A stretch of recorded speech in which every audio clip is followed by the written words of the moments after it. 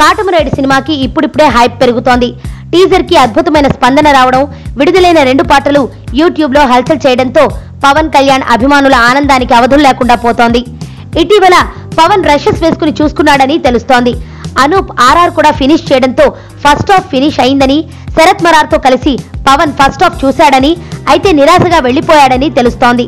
First half Pawan కి నచ్చలేదని, అందుకే మూడీగా ఉన్నాడని విశ్వసనీయ వర్గాలు చెబుతున్నాయి. అయితే పవన్ ఎప్పుడూ అంతేనని, ఎంత బాగా వచ్చినా అంతే కామ్గా ఉంటాడని, పవన్ సైలెంట్ కి వేరే అర్థాలు తీయాల్సిన పని లేదని పవన్ కాంపౌండ్ వర్గాలు చెబుతున్నాయి. అయితే విశ్వసనీయ వర్గాల సమాచారం ప్రకారం కాటమరాయుడు ఫస్ట్ హాఫ్ యావరేజ్ గా ఉందని, సెకండ్ హాఫ్ పైనే హోప్స్ పెట్టుకోవాలని చెబుతున్నారు. సర్దార్ ఫ్లాప్ తో కాస్త డిస్టర్బ్ అయిన పవన్ ఫ్యాన్స్ హోప్స్ అన్ని కాటమరాయుడు పైనే ఉన్నాయి. మరి డాలీ ఏం చేస్తాడో చూడాలి.